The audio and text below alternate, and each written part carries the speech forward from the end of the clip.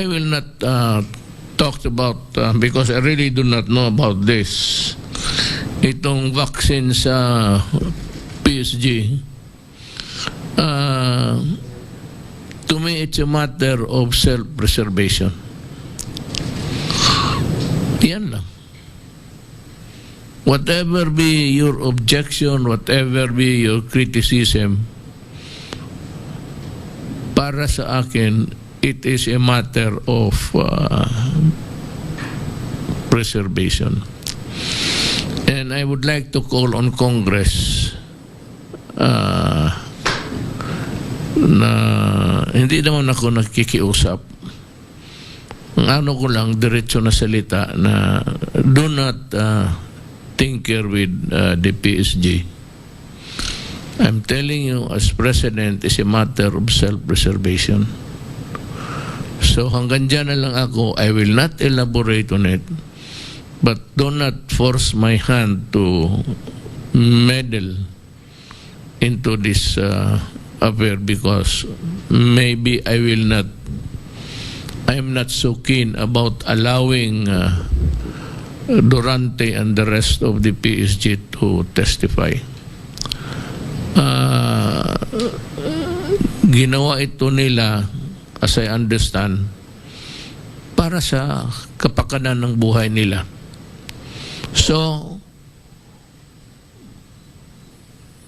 if they will be called, they will be called to testify in Congress.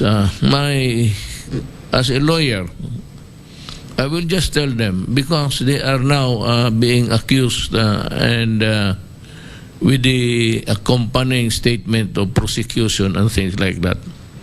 And then if that is the case, then I would ask the PSG to just shut up. Do not answer. Invoke the right against self-incrimination. At wala kayong makukuha. And do not force my soldiers to testify against their will. At huwag ninyong contempt na i-detain ninyo. I do not think it will be good for you and for me.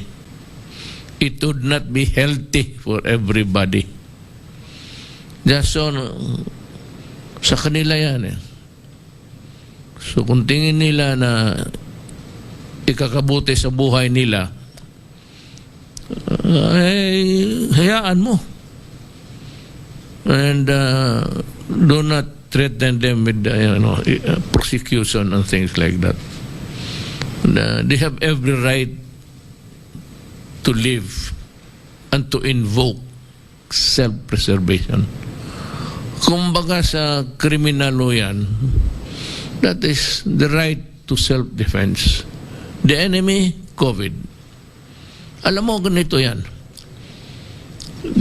Lahat na matamaan ng COVID, talagang possibility na may mamatay ka nandyan. So if you do not want to go out there and mix with the people because that is your job, kawawa ng mga sundalo, and they cannot also be near me because of the social distancing. So there has to be a solution for this. Ako yung presidente, I hate to say this, pero kailangan ako ng security na close-in. Puro sundalo yan. Pati yan mga babae sundalo. O how do you now propose that they can guard me and my life kung social distancing per metro? Kayo na mag-intindi dyan. And I said, wala akong tinanong kay Durante, wala lahat. And if it's on their own volition that they... Sabi ko sa kanila, tanongin mo sa iyo, wala. Istorya lang yan. And if they ask you questions, sabihin ko talaga sa kanila, do not answer. And maybe even I would not allow them to appear in Congress. Magkakaroon tayo ng ano dito, not really a crisis, but there will be a nasty thing that will transpire. Alam mo, wala bang bakuna? Pag tinamaan ka ngayon, there is a possibility that you will die. Yan nga. And when I go out, itong mga security, they mixed with the crowd. You know? Nakikihalo yan sila. Guarding me. Of course, ako hindi ko kailangan kung ako. But that is the law. Ayaw ko nga silang gusto kong lumabas. Pinipigilan nila ako. Sabi ko, you are dictating the events of my life. At sabi nila, sir, huwag kang magalit. Ang trabaho namin hindi galing sa iyo. It's by law. At tinitignan namin yung batas, hindi ikaw. Ang batas nagsabi lang to protect so that you will live, you'll be alive. Now, how can I survive if wala akong close in to guard me and the people that would mix in the crowd to guard, to prevent untoward incidents. Yan ang problema dyan. They are caught in a bind. Mabuti kayo kasi opisina, di kotse kayo, aircon, may mask kayo and everything, and you're even divided with the glass para hindi kayo magkahawaan. Oh, how can they do that if they have to guard me? Hindi naman ako magpipigil because there are things, kaya nang punta ako ng hulo, magpunta ako ng kampo, may puntahan ako na ganito. Anything that affects the country, the republic. Since March, wala tayong vaccine. So since March until now, we are in danger of getting the COVID-19. And when you get the COVID-19, be you a soldier, civilian, nandiyan ka sa garbage collector, or minister ka ng relihiyon ninyo, walang protection except that you have to wear the mask. But the mask that I cannot talk also if the thing is covering my mouth. I cannot seem to express what I want to say in my heart. Since March until now, walang vaccine. The earliest is March. So kung March, that is 1 year. All the time, the lives of the people are in jeopardy of danger of getting the COVID. So, anong magawa mo kung Pilipino ka? No, if you are I'm not saying that they got the vaccine or not. That is their worry. Because they can always say, well, I did not have it. I refuse to. Pero sila, because sa trabaho nila, kailangan talaga hindi sila makalapit sa akin. So, close and security ko, wala. No, kung yan ang sitwasyon nila, I would not be surprised. I'm not saying that they had it, but I will not be surprised kung talagang nagpa-injection sila. But since there are a lot of speculations and threats about prosecution and investigation. Kung sana tinanong lang ninyo ng anong mabuti, without necessarily blurting out threats about I'll have them investigated. Ganon ang Congress eh. Pag may mangyari yan, investigahin natin yan. Tapos may mangyari dito, let's investigate this. Ganon na lang palagi. Total sila lang naman. Wala naman kayong alam kung iba. Let them be. And let them suffer. Kung mayroong adverse effect yung vaccine.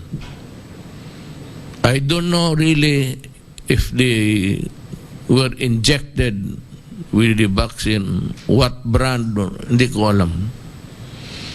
Hindi ko talaga. Huwag kayong do not presume na sabi kino-cover up. Putang ina kayo. Hindi ako gago na maglaro ng ito. If I say that I will allow them, I will allow them. But I did not because they had it on their own. Pero kung gusto kong sabihin na for emergency purposes, you give the vaccine. Wala nang istorya yan. Wala akong i-cover-cover. Hindi ako tarantado kagaya ninyo. Yung utak ninyo mahina eh. I can order. So what would stop me by saying, sige, pa-injection kayo lahat? All the armed forces. Lahat, alam mo sila, they have to mix. They have to go to the mountain. They have to fight. You just don't know the life of a soldier. Ako, kasi matagal ako sa executive, I had always had security beside me. Noon pa, matagal na, for 23 years. Another 5 years. All that, alam ko ang buhay ng security. So, wag mo silang pakialaman because those things may happen. I will ask them to shut up and not to answer any question. And I'm not threatening. Please do not cite them in contempt by detaining them. I will not allow it. Pupunta ako dyan sa Congress, kukunin ko sila. Masyado kayong yan. Pag ginawa ninyo yan, there will be a little crisis. Nasa inyo, ako, I am prepared. I am prepared to defend my soldier. I will not allow them, for all of their good intentions, to be brutalized in hearing tapos kung ano-ano. Kaya, yan, isa. The other one is I might just decide to not allow them to ignore your summons. So, mamili kayo dyan. It's bad for you? Sorry, I don't care. It is bad for the country? Maybe. Pagkain basta sabi ko, huwag kayong pumunta doon. Why do you threaten a person with investigation just because he had something to protect himself? For after all, until now, it is March to March. March is the earliest. In the meantime, they have so many things for themselves. They have to mix, and for their job, they have to surround me. And how can they perform that duty when they are in danger of getting the COVID? Pati ako mahawa nila. See? So, pinoprotektahan nila ako. Hindi naman ako papayag, nagpoprotektar sila sa akin na ipakulong ninyo. Pakialam na. Hayaan mo silang mamatay kung mayroong masama na epekto yung I don't know what kind of vaccine, but I don't care. Bahala sila. Buhay nila yun.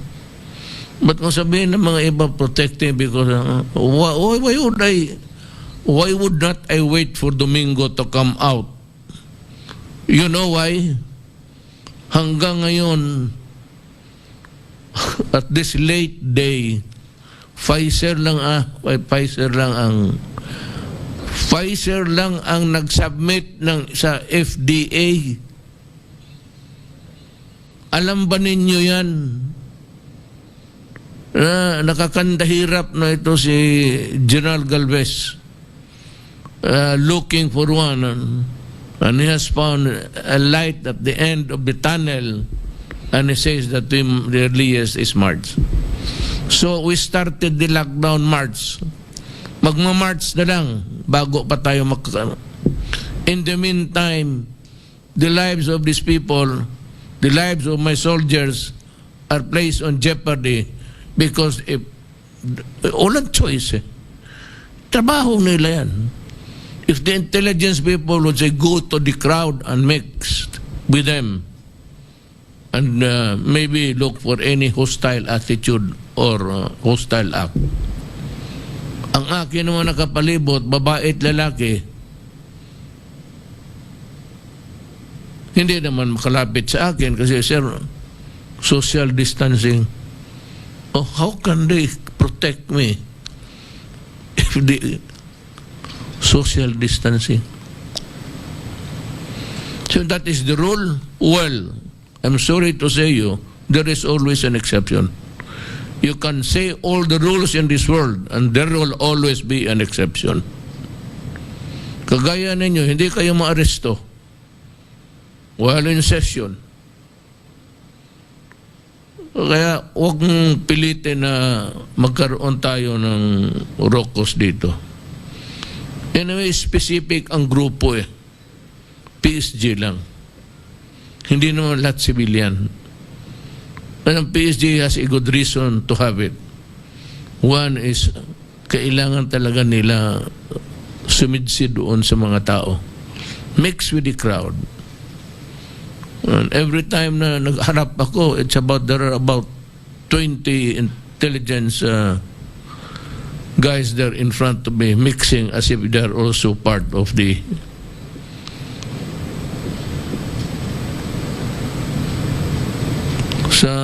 kaya ganon.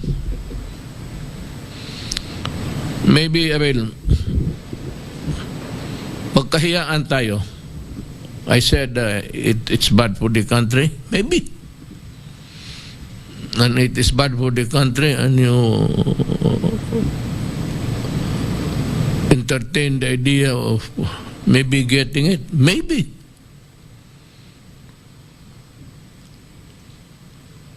And if you, sabi ko, huwag niyo i-contempt. Talagang, should they appear in Congress, be careful about threatening a guy, forcing him to answer, because the answer would really be something like this. You know, Mr. Congressman, I refuse to answer your question because it might tend to incriminate me. I will translate it sa bugoy. Hindi kita sagutin kasi mapupukulong ako. Tindihan mo. And when you invoke a constitutional right, no adverse implication can be attached to the statement. Hindi ka magsabi. Kung hindi ka magsabi, silence means consent. No, that is not applicable. When a person invokes a constitutional right, whatever it is, that right should be respected and no bad inference. Hindi ka makasabi, ito, ganito, bakit?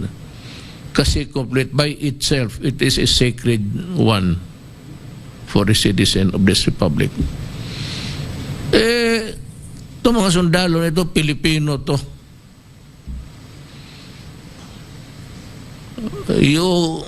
You force the issue? Well, I'm sorry. Magkagulo kasi ipahuli ninyo huhulihin ko yung inutusan ninyo maghuli.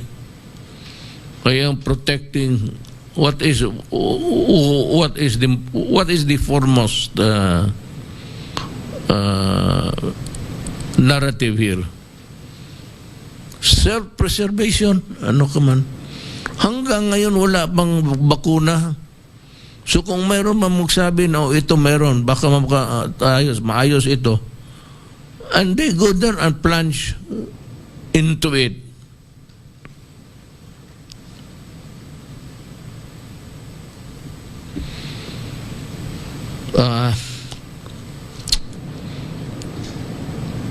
Ako, on my oath, kayo mga gago dyan na making inferences, never knew about it. I never knew about it. And nobody told me until now. Yan, binabasa ko lang sa ano. Ayaw ko magtanong. Pero kung sabihin ko na, nabi ko lang, shut up. You destroy the careers of military men. It's not easy as that. Dumating yan sila dyan, bakbakan, ilang beses yan, nasugatan, malapit mamatay, tapos magkaganong gusto lang nila mabuhay. Huwag mo akong, I hope you won't force my hand into it. We're friends, kilala tayo, I respect the separation of powers, and that you have the right to conduct congressional investigations in aid of legislation. Tell me now, what aid that you can legislate when there is no goddamn vaccine until now? Sabi mo na nga. About the only reason that you can really investigate is in aid of legislation. So what is there in a legislation that you can make that has something to do with vaccine? You cannot legislate vaccine and then you put the guy in a situation na pati yung career niya masisira. I won't allow it. Because that is unfair.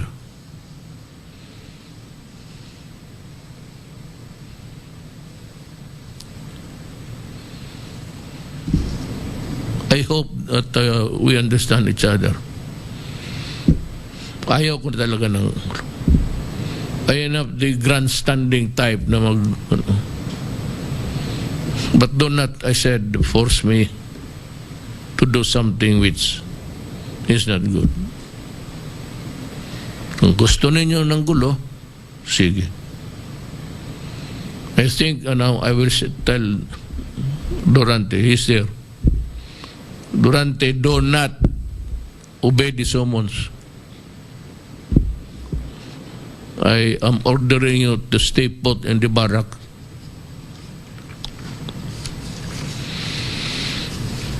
Medyo klaro naman siguro yan. Dito tayo sa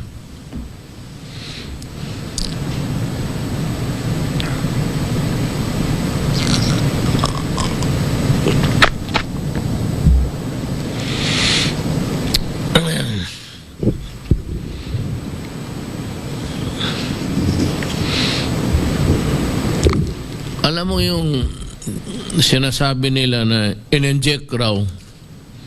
It's being used in Egypt, UAE, United Emirates, and Dubai. Karamihan mga Pilipino doon, yun ang gamit. Ano ang brand? Milkmaid.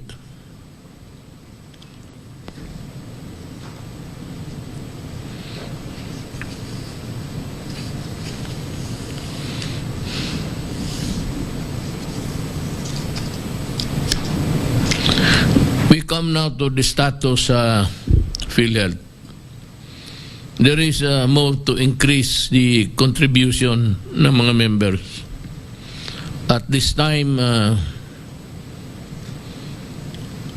of our life. May I just suggest to the fellow chairman, si Dante Giran, at yung si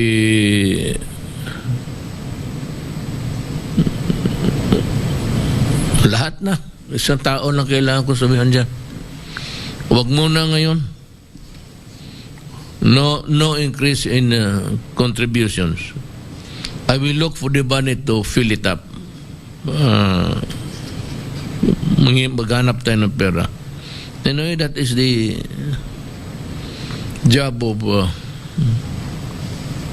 the government, to make it easy for everybody at this time, I saved our lives.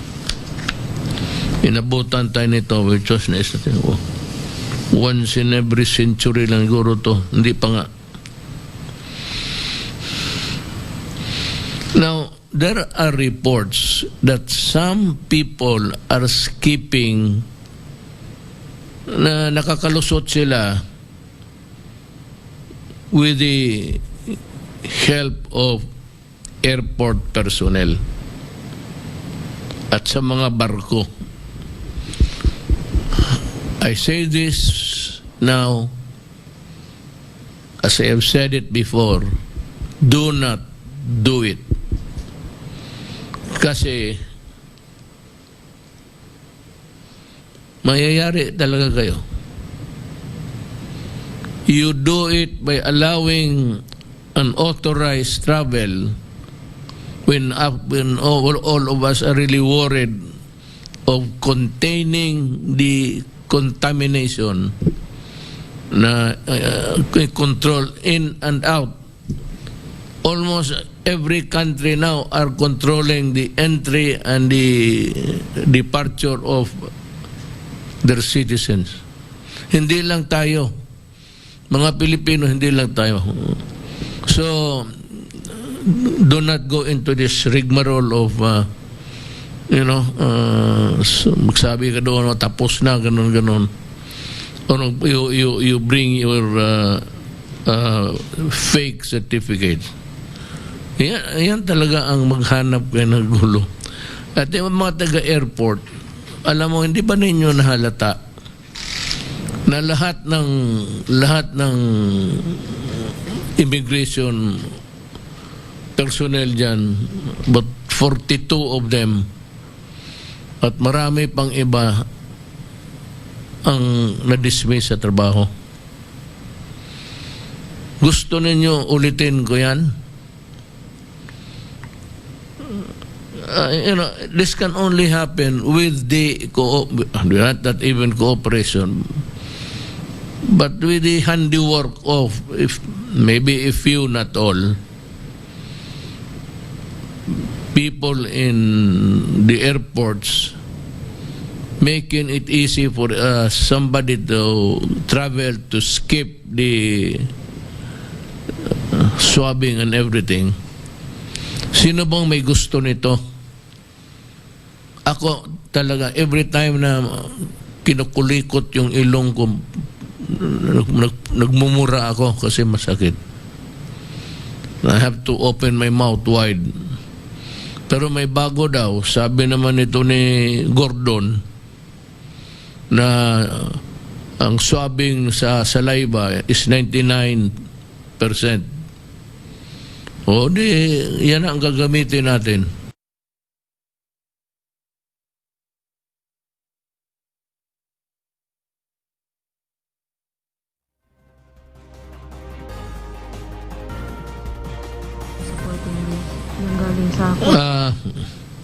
There's another thing. Itong incoming passengers, papasok sa Pilipinas, galing foreign countries, quarantine talaga, mandatory 14 days. Lahat ng countries dito sa mundong ito, yan ang ginagawa. Kasi ito is to safeguard. So, pag may pumasok isa dito, isa lang, look kayong mga taga-health dyan, sa mga taga-quarantine, pagka may na huli lang ako na isa, I will, lahat kayo, palitan ko. I will assign you to the provinces and I will get the new ones from the other assigned in other cities also. Pagpalit kayo. Just one incident. Tapos kayong lahat.